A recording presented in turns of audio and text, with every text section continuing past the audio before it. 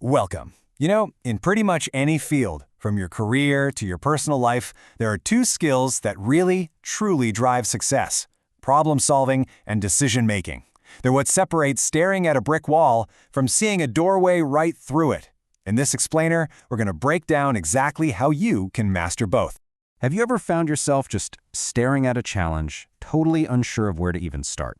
I mean, we've all been there, right? That feeling of being completely stuck, whether it's a project at work, something at home, or even a personal goal.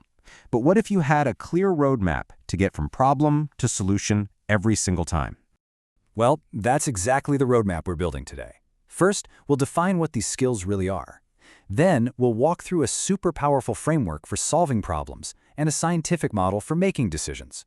We'll also uncover the mental traps that can trip all of us up. And finally, we'll see how these two skills combine to create a totally unstoppable advantage. Okay, so let's start with the fundamentals. People often use problem solving and decision making like they're the same thing, but they're actually two very distinct processes that just happen to work in perfect harmony. And understanding that difference, well, that's the first real step to mastering both. So here's the key distinction. Think of problem solving as being a detective. It's all about diagnosis, finding the why and the how. It's about spotting that gap between where you are and where you want to be. Decision-making, on the other hand, that's when you're the judge. It's about choosing the best what, picking the right path forward from all the options you've come up with. One finds the problem, the other picks the solution. Simple as that. All right, let's dive into our first core skill, problem solving. Instead of just winging it or guessing, we're going to use a structured 6-step framework that gives you a clear, repeatable way to get to the root of absolutely any issue. See, at its heart, problem solving isn't just about fixing what's broken. It's about systematically identifying a gap. Once you can clearly define that space between your current reality and your goal, well, that's when you can finally start building the bridge to get across it.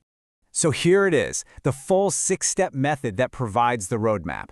The first step, and honestly the most critical one, is step 1, define the problem. You have to be super specific. Sales are down isn't a problem, it's a complaint. Sales of product X decreased by 15% in the Northeast. Now that is a problem we can actually solve. Next up, step 2, analyze the root cause. This is where you put on your detective hat. You've got to look past the symptom to find the actual disease. And to do that, you can use a really powerful but incredibly simple technique called the 5 whys. Let's look a little closer at this 5 whys technique. It sounds almost too simple, but it is so powerful. So, if sales are down, you just ask why. Maybe a new competitor entered the market.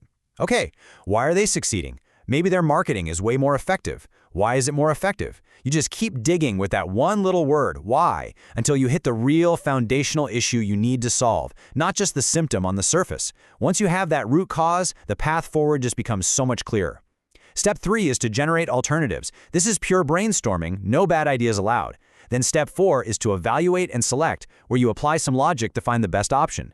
Then, and this is crucial, step 5 is to actually implement it. And finally, step 6 is to review the results. This last part creates a feedback loop, which turns problem solving into this amazing cycle of constant improvement.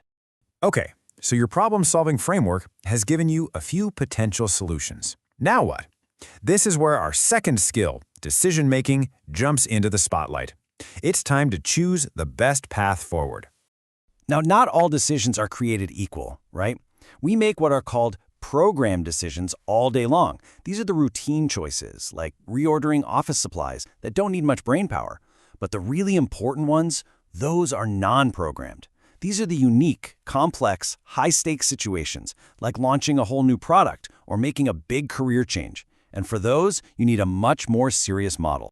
For those big, kind of stormy decisions, you need a lighthouse that guides you past the waves of emotion and impulse.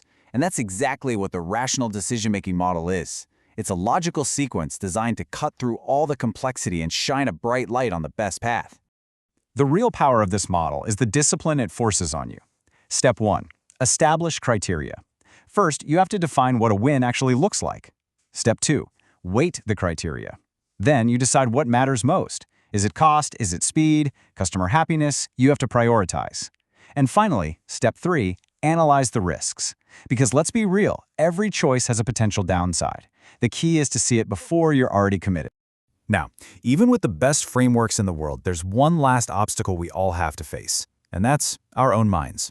There are these common cognitive biases, these little mental traps that can derail even the most carefully laid plans. So let's talk about a few of these decision killers.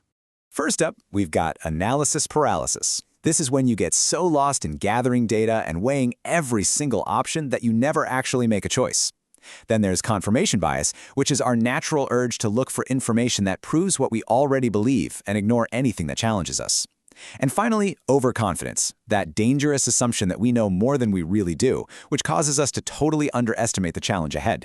This quote, it just perfectly captures the danger of analysis paralysis. Sometimes, a good plan that you act on right now is so much better than a perfect plan you act on too late. Chasing perfection is often just an excuse to do nothing. Progress is the real goal here. So, we've explored the framework for solving problems, and we've talked about the science of making decisions. Let's wrap things up by bringing these two powerful skills back together and see how they create a real winning combination. Ultimately, if you remember one thing, let it be this. Problem solving and decision making are not separate things. They are two sides of the very same coin. Every single step of the problem-solving process requires you to make small decisions along the way. And every great decision you make is, at its core, solving a problem. So, what are the key takeaways? First, use that 6-step process to bring structure to any problem you face. Second, apply the rational model for those big, high-stakes decisions. Third, always be on the lookout for those mental traps, like bias, that can pull you off course. And finally, remember that by mastering both of these skills, you don't just solve problems, you become way more resilient, proactive, and effective in everything you do. So I'll leave you with this one question. Now that you're armed with these frameworks, what's the next obstacle in your path that you're going to turn into your next great opportunity?